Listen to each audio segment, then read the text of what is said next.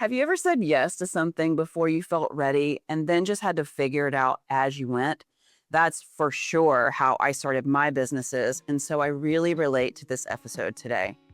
It's a feeling a lot of us know, and it's exactly where today's conversation begins.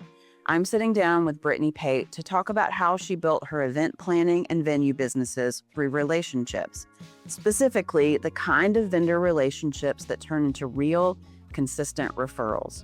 We also get into something really important, how she shifted her mindset around competition and started building genuine connections with other people in her industry, many of whom are now some of her biggest sources of business. If you're in a service-based business and you've been relying solely on traditional marketing to grow, this episode is going to open your eyes to a different and often more effective way to build. So let's get into it. You're listening to Business from Scratch, the podcast for people building businesses they love without losing themselves along the way. I'm your host, Abby McGee. Let's get started. It's so funny to work with so many different kinds of vendors in the space that I'm in, right? And they all have different personalities and they all have different styles. And you are for sure the one that we always send people to if they want to have a party. Oh man, I love that reputation. Yeah, you're great. You're great. The first question I have is I want to know about your very first planning client. Okay. Because if you're anything like me, it was probably accidental. Not something you were looking for, and it just kind of happened. So take me back to your very first client, and how did you get them, and did you know what in the world you were doing? Yeah. So my first planning client, it was actually during COVID. So that was, and you started kind of right before COVID. Yeah, it was like right around COVID. It was going to be at a private home. It was a good friend of ours, and we had to pivot, and we ended up actually doing it at Casablanca. Oh, I remember this. That was your first client? That was my first, yes. And it was in the summertime, I think. Well, Marissa called me one day and she was like, this planner wants to have this wedding here. What do I do? And I was like, I don't know. So I convinced Marissa. I was like, we got this, girl. I need to have this wedding here. It was 50 people. So that just brought a lot of different challenges. I mean, I think I charged them nothing because I was like, I need something. I need some pictures. And actually, Elizabeth Motherwild did the flowers for that. So we started kind of working with local people. And it rained that day, which was so fun. And we pivoted inside. So that was our first planning client. Now, was that a client that, so you knew you wanted to go into this business when you were planning that wedding, the plan was to let me do this so I can figure it out and get pictures and... So actually, I'm from here, but when I lived in Charlotte, I worked at a venue that I managed, and we did planning in-house. Okay. So I had we would do 90 weddings a year. So it was turn and burn planning. So I had planning under my belt. And then when I moved back to Wilmington, I worked at another venue here, and I was like, do you guys require a planner? The owner was like, no, but the venue person just kind of does it. I was like, well, I'm going to get paid. Yeah. I was like, that seems so chaotic. So then at the time I was like, I'm going to open my own wedding planning company. I'll probably do 10 weddings a year, so casual. And that's kind of how it started. And that was 6 years ago. And how many weddings do you have on your books for 2026? Over 100. So not 10. Not 10. Not 10. Holy cow. That is wild. Yes. And but you can do that many and it doesn't feel turn and burn because you've built such a great team, and I have an amazing team. You have such great vendor partners, and you know that I've talked a lot about that with other guests about how to successfully build this stratosphere around yourself, right? Yeah. So it makes your work, it makes your product so much better in the end. It makes it easier to produce when you build these great relationships. And that is so true in the wedding industry, how to build vendor relationships and partnerships that you go back to consistently because you know the product, it's easier to execute. You know what you're going to get. And the Charlotte market, when I lived there, it was really lovely. It's a much bigger market. I didn't see the same vendors all the time, but in Wilmington, it is small, which is fun because we do get to see the same vendors. I know exactly like, oh, this client needs this certain caterer or this certain rental company, and we know what we're going to get. And there's a lot of trust with those vendors too. So yeah, we work really hard to curate like a really great vendor team for our clients too. Yeah.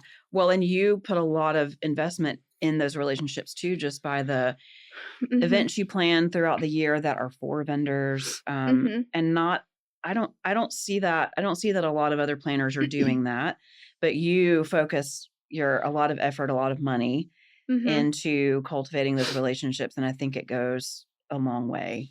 I think I was very intentional because in Charlotte, there was a lot of networking that was happening there.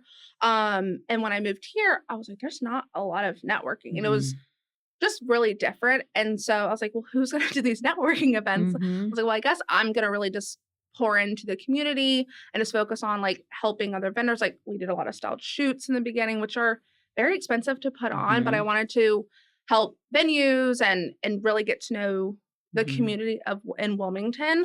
And then yes, like putting on networking events, throwing parties or whatever it is. I mean, I think my first real experience with you is when we did the Miami themed that was like such a fun vendor party with you. And I was like, what is happening right now?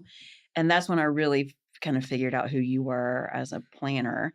Yeah. But that's so cool to put something like that on just for the purpose of, well, it has multiple benefits, right? Yes. It's not just building vendor relationships, although that's like at the core of it, but then you get content, you get people who see your space, which is another business that you have. You opened up an event space right across the street right here, right the Elia, I know. Which we love working into, but such a natural extension of your planning services, the event venue, building vendor partners, getting content, which is so important right now. Yeah.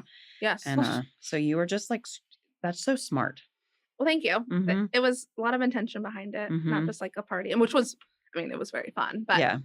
Do you have a way to measure the ROI on an event like that? Like, are you tracking how many parties you book from that, or how many people refer you from being involved in something like that? And honestly, a lot of it is like vendor referral, because like you said, like most of our clients, of course, they want like a great party, but we can only kind of get to a certain level of like a wedding, and most of them aren't hiring like dancers and entertainers. Right. So I like to show like, yeah, we can do more. We are being really creative in these. So a lot of them are vendor referrals. Maybe not so much direct with the venue specifically, but with their company and a whole, like you said, like if you want a really big party or a unique kind of style, like Brittanie Pate Events is a great partner. And so that's definitely been a lot of like ROI on the end of it afterwards. Showing what you can do to the people that tell the people about you. Yes. And then plus everyone on their social media is also sharing that night and like the whole week. And then it kind of just spreads out. Yes. I love it. That's so smart. I want to talk about how you have built a team. And I know that building a team has to be super intentional. Based off what you need, right, and how you want to work as a human, right? Because you got to work with these people all the time. So you've built a great team, and I have a great team. Yeah, you do, and it's like we were just talking before we started that you're in another season of like bringing new people in, and how do you justify that financially, and so can you talk a little bit about the stretching of hiring? I'm there too right now where I'm hiring, and it hurts a little bit scary in the budget, but you have to in order to handle not just handle the stuff that's on your books right now, but where you want to be this time next year. And that's the scary part, is you're hiring without really the money to do it yet. So how do you approach that and think about that in your process? With the planning company, it's myself, Kinsey, who's been with me since day one, so 6 years. And then we hired a new planner at the beginning of the year. And honestly, last fall, we went through a transition where we hired a planner, and the timing just didn't work out, and she left us, and there was only 3 of us, and it made everyone take on more weddings. And I was like, oh my gosh, what if someone else drops out? And it was just really eye-opening. I was like, there's no buffer or there's no margin for any of that. someone gets sick or Mm-hmm. whatever happens. You have a Or you have a baby. baby. Yes. So there was like literally no buffer. And I was like, we Yeah. have to have a buffer. And then I could be the buffer because I Mm-hmm. can't take on all these weddings. So that's kind of where we're at right now. We're Mm-hmm. hiring another planner. When you do the volume of weddings that we do, you have to kind of look out and say, like, if something were to happen, who's going to cover these? Mm-hmm. So that's where we're at right now. It is really scary because you're like, is the money there? Are we Mm-hmm. keeping them busy? Also, you don't want to like overwork your team. And Mm-hmm.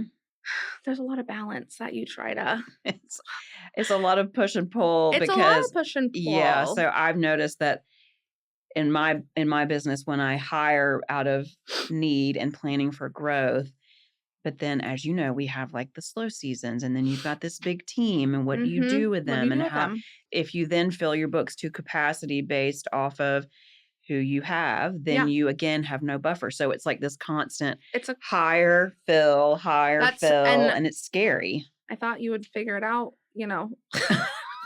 You're sick. So I'm like, oh, we're still figuring it out. I'm No, like, it's like it's it's constant. every year. I feel like it's something else or it's like a new challenge, which is Mhm. exciting. I think that's why we Yeah. start businesses, but it is like a Mhm. new challenge you're trying to manage. And I've Mhm. definitely hired out of panic and learned my lesson. And Yeah. those are not fun lessons to learn. So Yeah. we're being intentional with who we're bringing on the team and really focusing on like culture and making sure they're the right fit because it's no fun when someone comes and they Mhm. leave, especially for us. We're like so involved in the planning and it's Mhm. an emotional process. You don't want to keep just like handing off like clients to Yeah. like a new planner and a new planner. Well, and also because of the nature of the business, you have a very specific brand. Like Yes. everybody Mm-hmm. knows what a BRE wedding is going to look, feel like, not that Mm-hmm. there's not nuance and everybody has their Sure. certain Mm-hmm. the bride has what they want, but it's still going to feel like a Brittany Raquel wedding. Yes. So I'm assuming when you hire, you have to hire with that in mind. Can this person execute who I am as a planner, not who Mm-hmm. they are as a planner? Yes. And a lot of it is, I mean, personality. I mean, someone we've Mhm. which is so stupid, but like something we've added on in the hiring process, like I make the whoever's applying, like send us an Instagram video and being like, Mhm. hi, how are you? Because that's what Mhm. we do. We show our face a lot. Mhm. I don't think a lot of planners are doing that, but people buy from who they know, like, and trust. And that's like Mhm. our first thing. So I'm like, you're gonna Mhm. put your face on Instagram. And if Mhm. you're not comfortable, then it's not. Yeah, well, it's part of the job Yeah, it's part of the description. job. Yeah.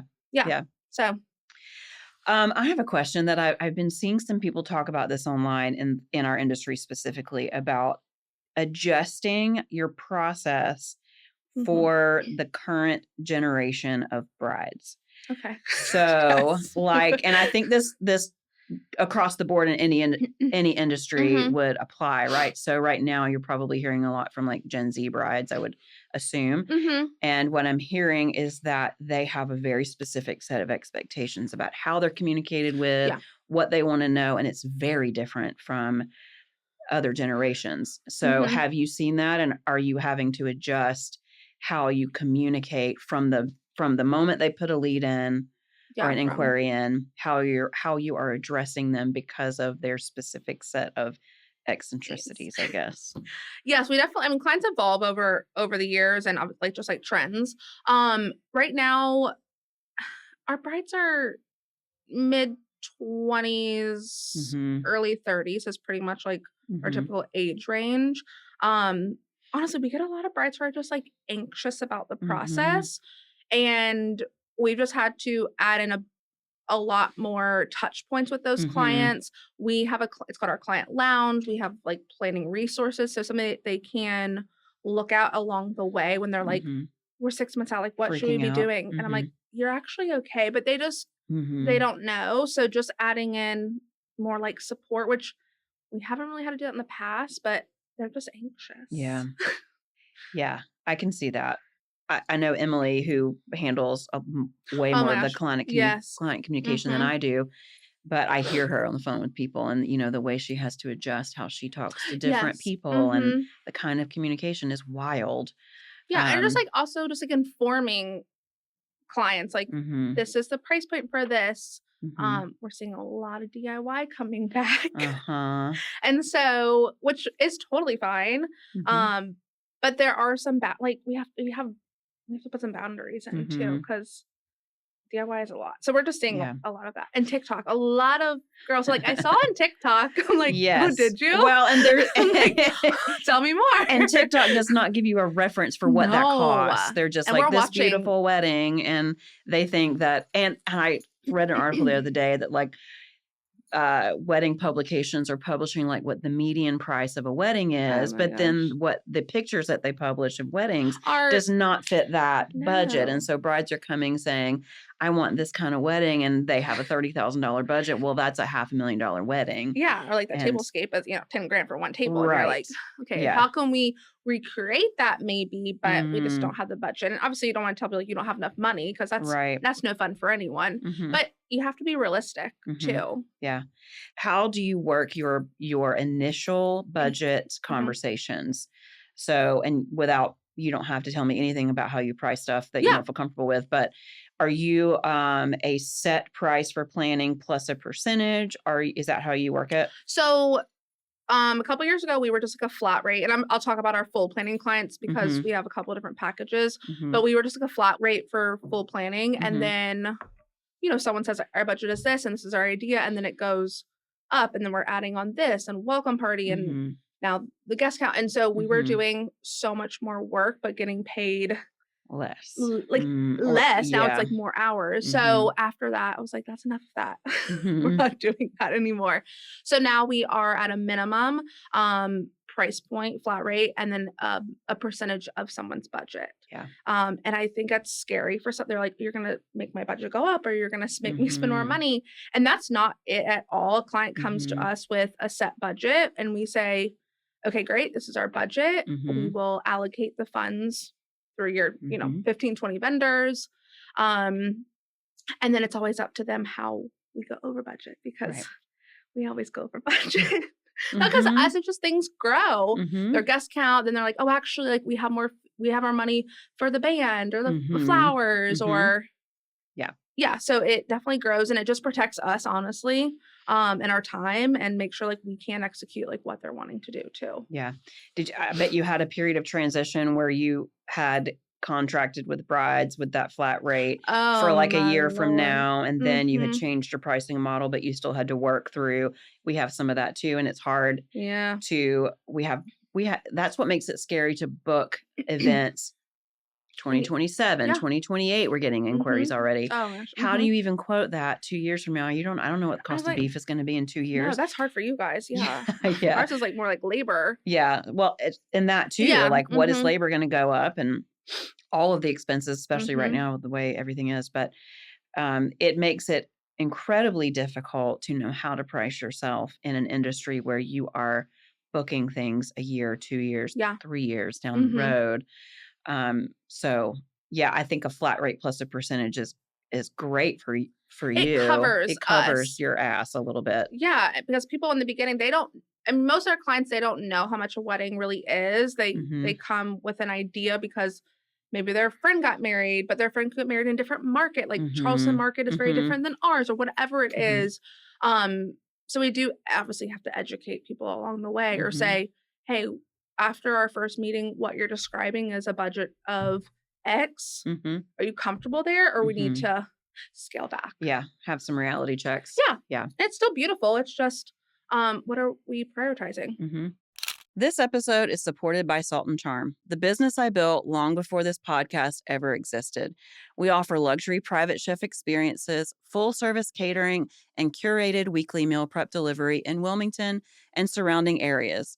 Salt and Charm is where I've learned the lessons I share here about resilience, leadership, growth, and building something that doesn't run your life. We believe hosting should feel joyful and everyday meals should feel intentional. If you're in Wilmington, Hampstead, Wrightsville Beach, or Brunswick County, we'd love to serve you. Visit us on Instagram at Salt and Charm and on our website at saltandcharm.co to learn more. And just for our listeners here on the podcast, get $10 off your next meal prep order by using code podcast at checkout. Every week, we feed hundreds of people at their dinner tables, and we would love to help make your week a little less stressful and a lot more delicious. So, how far along were you with BRE, your planning company, before you decided you wanted to open a venue, which is a totally separate business? Yes, It's totally not separate. It's not the same business at all. No, separate. Yeah. I've honestly always loved venues. When I lived in Charlotte, I worked in country clubs. That's kind of like how I got my start. And I just loved it. I loved creating the space and executing it. And so I always knew that was going to be the goal, to open a venue. I just didn't know when that was going to happen. So the Elia, which is just down the street downtown, we got that 3 years ago. So about 3 years into the planning business. Okay. And it honestly kind of just like fell into our lap, which is, I mean, people say it, but it really did. Like, I was looking online. Like, I'm always looking. I'm like, is there a space? I'm texting you. I'm like, do you know anything? You know, I'm like, just looking for a space. And there was a space just down the street that was open up. It was like an office space. And I was like, it was hideous. I was like, but I see potential. So we went in. My husband went in, walked it. I was like, this is it. I was like, I can visualize it. And we went to Charleston for the weekend. I was like, I think we should like put an offer in. Do you do that? And I was like, what do you even do? I was like, dude, we need to call. It's so crazy. And we looked at it maybe in September, and we had signed the lease November 1st. So it was like very fast. Which I don't know if that was stupid or no. You just have to you do just it. kind of like you're like, I know it can work. And we had already had the planning company, so we knew the market. We already had the support from the vendors, which was great because that helped feed into. Gosh, it just feels like a no-brainer when you, especially when you're opening another business that is adjacent to the one you already have. Like, it could feed each other. Yeah, it's not a completely different industry, right? And I think that's so smart. And that was part of the reason why I opened bars, because it was just adjacent to what we were already doing, made it make more sense in my brain. Yeah. So are you the sole owner of both businesses? That's great. Yes. So how good are you at keeping them separate? And so I have not been good at that. So like, when we opened the Ibis, I remember we would just like send food over. And I was 6 months in, I was like, oh shit, none of that's been paid for. And like trying to backtrack, and it is really hard when you're in the weeds of just trying to get stuff done, and you're just like money moving everywhere back and forth. And honestly, it was we got in November, and you kind of get like amnesia because I don't remember. It was just like, I was like, these chandeliers are hideous. We had to take this down, and we definitely remodeled, and there was definitely money from the planning company that that supported the venue. Yeah. And I'm like, I don't know how it all happened, but it did happen. But it was quick because I wanted to get it remodeled before engagement season, which happens like in January. So it was a fast, like, my poor contractors. I was like, hi. Oh yeah. Everything's going. Oh yeah. And we had booked a wedding. Was it New Year's Eve? It was like, you'll take anything. I was like, oh, you want to get married New Year's Eve in 2 we'll be months? ready. Yeah. I was like, we're ready. We'll be ready. The place is in best. We're ready. Cool. So we had, that was our first wedding, like at the end of December, and we had almost everything done. We were waiting for like this big curtain. It just wasn't in yet. But I wanted it before engagement season, so I put a little fire under everyone. Yeah. I've gotten real good at lighting fires. I was like, I think you do better. You do better. You're like, here we go. Like, when you have a deadline, right? So every time I've ever moved into a new house, I've planned a party for like a week later in my house. Oh my gosh, because it like makes me get it done. Yeah. And contractors don't always like get on board with that, but you just yell a lot. Yeah.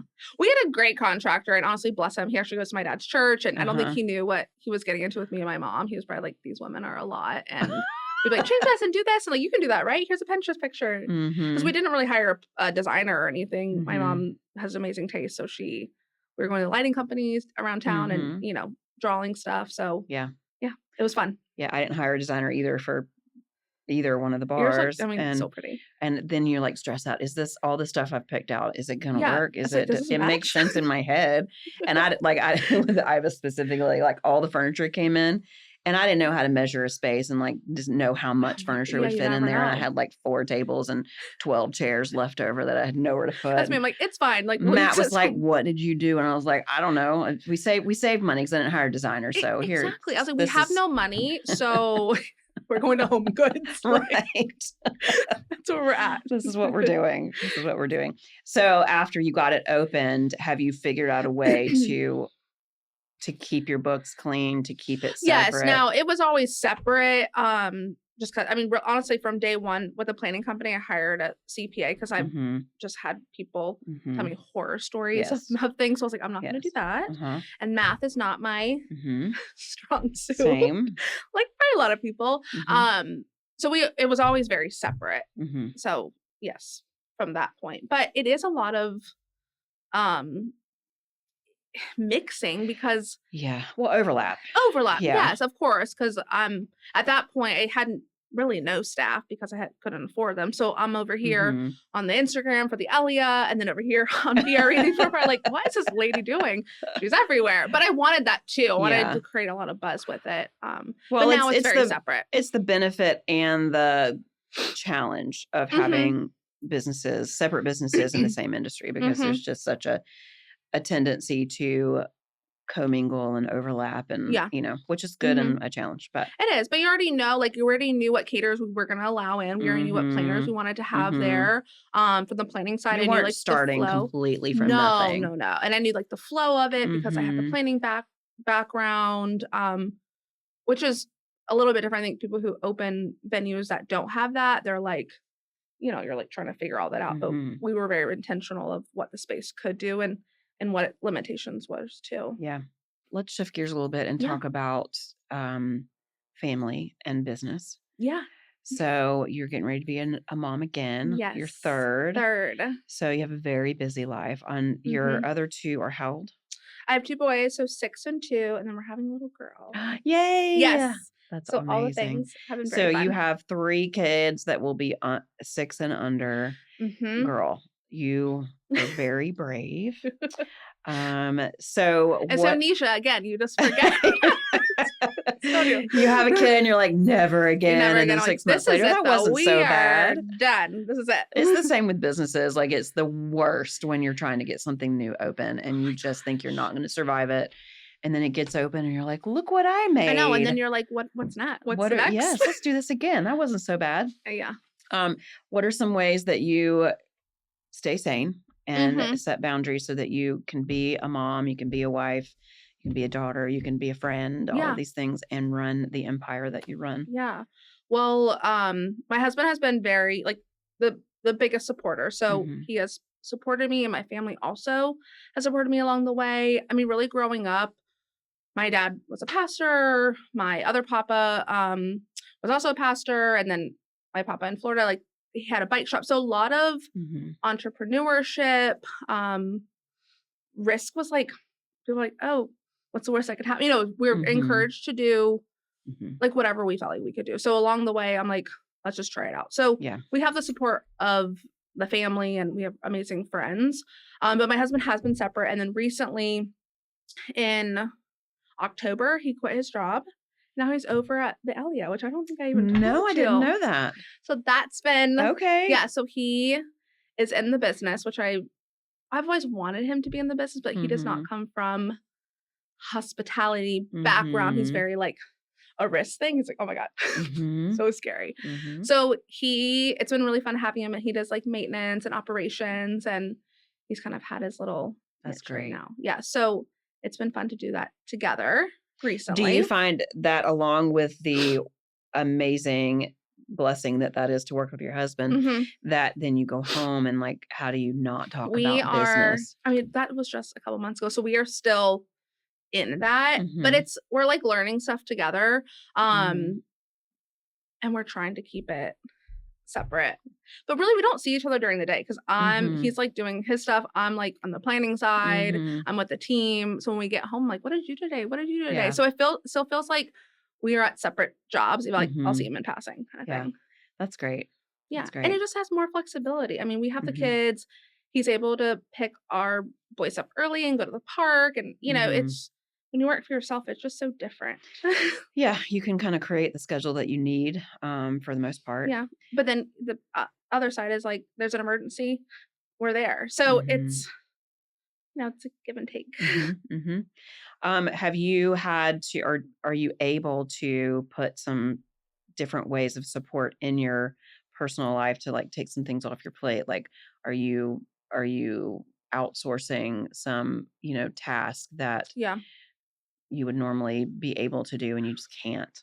Yeah, hiring, like we talked about before, is so important, and it's it is really scary, but really for the venue, I have a salesperson there, and before I was Mhm. doing all the sales and my hands were really in it, Mhm. she handles all of that. We have venue managers. Before I was like, if I didn't have a planning wedding, I would be at the venue. So Mhm. we've hired the appropriate staff, which gives me a buffer. Like I'm really don't work any of the weddings at the Yeah. Alia, which is lovely. And that's how it should be. Mhm. And the planning company, we're working through that still right now. Yeah. Well, I mean, it's my name on the company, so I have to uh-huh. do some weddings, but I Yeah. don't want to do, I just don't have the bandwidth to do that many weddings. So Mhm. I really save myself for full planning clients. So we can focus on just like a different level of service. Do you find that clients come to you and they're like, "Oh, wait a minute, I'm not gonna get you?"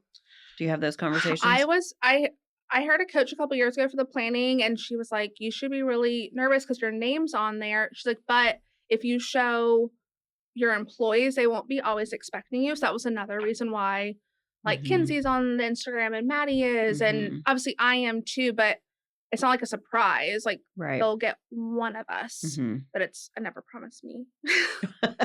Unless I know, like, okay, I'm taking this full planning client because it's a certain budget or a certain Mhm. location, or like I want that client. So Is it you don't have to answer this if you don't want to, but is it a different price point to get you? for I'm trying to do all like Kinsey does full planning clients, and then I will do Mhm. some, and usually I'll do them over a certain like budget Right. because then I have a lot of fun designing, Yeah.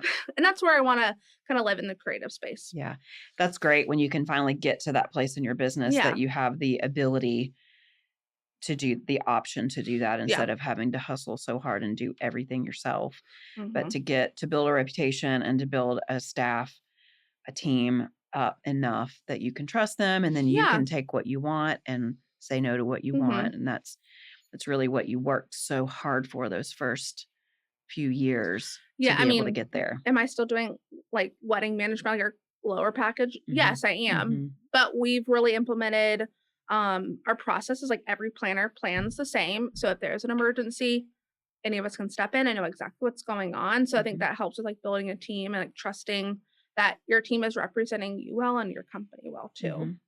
If you could go back to when you were first starting BRE hmm and knowing what you know now, hmm would you do anything differently in the beginning? Um, think differently. I don't. You were set up pretty well though I because you'd been was in the industry for a bit. yeah, and I had worked at a venue, in Charlotte that we had done the planning, and it was like an all inclusive package. So I kind of like I knew that's the way I Mhm. was gonna pivot anything else. I don't think so. I mean, you kind of need the hard in the beginning Mhm. to push you because I was Mhm. working a full time job and then I was taking on BRE clients and working till like 2 a.m. And I was like, okay, there's got to be a point where I'm going to quit this other job Mhm. and kind of just like step out and do my own thing. And eventually it got there. But I Mhm. think you kind of need the hard. I needed the Yeah. hard. Oh, for sure. I don't think there's any way around it. No, I mean You it's don't not easy. It's just like yeah. what's your hard going to be? Yeah. Do you think that if you were to go have coffee with somebody who hmm wants to start a planning Yeah. business, would you say to them, you really need to keep your job, work this until it gets to a hmm place where you can't? Or at this point, now knowing what you know now, would you say that it would be beneficial to walk away from everything and do it full out, give it everything? Um, I enjoyed the way that I did it, working both. It was Mhm. definitely harder, but I had the buffer of like, you Mhm. know, a money from this other job. Mhm. Um, And I was also working in the industry. I think Mm-hmm. if you are starting brand new, you've ever worked in the hospitality industry, it's a different beast. It's a lot of hours. You're emotionally involved in it. Mm-hmm. Make sure you like it before, because Go work for somebody yeah, in and it for a I while. saw like college students who are like, oh my God, like I love planning. I'm like, go work behind the house, like go work for a caterer, go work for a Mm-hmm. venue. Like you'll see the most unglamorous side of things, but that's also part of our job too. Like there's no separation. Mm-hmm. The trash he's taking out, it's going in my car. Last week I had like floral bags of trash in my car. I'm like, Right. not glamorous. No, 90% of our jobs is the opposite of Yeah. glamorous. Yeah. But Plus, I mean, we work on the weekends. We work when people are celebrating. Like, I'm not attending a wedding. And so mhm. that's another thing. You do sacrifice a lot of family time. Um, so it's part of it though. Yeah, you got to consider all the things, All the and don't things. jump into it unless you have taken the trash out a whole lot. A whole lot. Yeah. Or like, a dad's yelling at your mom, someone's, Uh-huh. there's a lot of different things. There's like pivoting and I mean, Yeah. it is Oh my gosh, 50% of your job is probably as a therapist. Oh my gosh, like always. the emotions involved in a wedding and the relational conflict that Oh my gosh. if there's any there already, it's certainly going to come out in a high stress thing like a wedding. Yes. So, you get it way more than we do, but we get it I'm too. sure you guys get We it get it too. too, Oh for yeah, sure. there's definitely a lot of like people skills that you have to have. Uh-huh. Emotional intelligence is really what we're like. We've done a lot of team building on that. And like you're taking on the Mhm. stress of someone else. There's probably underlying issues that we don't know about. Yeah. So But it's all gosh, of I think that. that's like so important for anybody running any kind of business. Oh my gosh, If you have clients, you better do some work on knowing how to interact with that client in a yes. way that Mhm. is helpful for them and for you and for the business. Mhm. And, it's just so important, because if you can't look at that person who's struggling with whatever it is they're struggling Mhm. with and not understanding what you're trying to tell them and be able to like get through that in a Yeah, way, every business owner needs to be a therapist with their clients. I mean, have we messed up? Absolutely. And a client's upset Mhm. at us. It's, listening to them and how can we move forward and just, Mhm. validating how they're feeling. Mhm. So, and also with us, like as a planner, we oversee vendors. So even vendors who like Mhm. mess up or something happens, it's like we are taking some of that on too, which is Mhm. hard Mhm. because you want to make sure their wedding's perfect, but some stuff is just out of your control. Right. Yeah. We find that a little bit too, because, not every vendor is on site at the wedding, right? So they might like go drop Mm-hmm. their thing off and then they go. Well, caterers are there the whole Yeah. time along with planners. Uh-huh. And so a lot of times we'll get the blowback from a mother of the bride or something that doesn't like how loud the band is, or Something. whatever, something Grandma. that has nothing to do with what we're doing, but yet Mm-hmm. we still find ourselves like navigating And that affects the food. that. How? Right. Okay. But we're there. So like we step in and do it. But Mm-hmm. yeah, it's just so wild. And I think your ability to navigate human emotion is so important Yeah. in any business. It really is. And you have to, I mean, for us, like obviously we have to be calm and Mm-hmm. you're problem solving every Mm-hmm. moment things happen. Mm-hmm. And then especially like with your vendors, like you said, the rentals, like they kind of leave it the caterers, like we're in the thick of it with you guys and we're like, oh my God, like this is happening. What are we gonna do? What do we do? How do we fix this? The stories, man, are Oh, wild. they're so fun. Yeah. Yeah. We are never bored. No. That is for sure. We usually take some time at the end of every year or in January, and we'll just sit around and just like, do you remember when this happened? Can you believe that happened? What in the world? And then we It's just like relive it all. Well, tell us where we can find you online. Yes. Everywhere. So the planning company is Brittanie Pate Events on Instagram, and then the venue is the Elia Wilmington on Instagram too. Both amazing businesses that I highly, highly Thank you. recommend. So, in the thick of spring wedding season, I really appreciate you taking the time to come and talk to us. Thank you. I learn from you all the time just by watching how you grow you're your like businesses. the queen of it all. So no. Every Tuesday I'm like, who's new on the podcast? So well, I have learned so much from you today, and thank you so much. You were amazing. Oh, thank you. Good luck with the new little Thank one, you. the We're little baby excited. girl. Countdown's on. I know. You're almost there. You're almost Thank there. God. I am convinced that God creates us in a way that we get so uncomfortable in the last few weeks of pregnancy that we don't care how much it's going to hurt. Just like get it out. Get it out. Yeah. It's I'm fine. like, we got 3 more weeks. I got stuff I got to do, and then she can come at any time. And after that, I'm like, I'll feel fine. Yeah. Well, good luck. I appreciate Thank you very much. Yeah. Thanks, Brittanie. Yeah. Of course. Thanks for joining me on Business from Scratch. Follow the show for more honest conversations about building a business that works for you.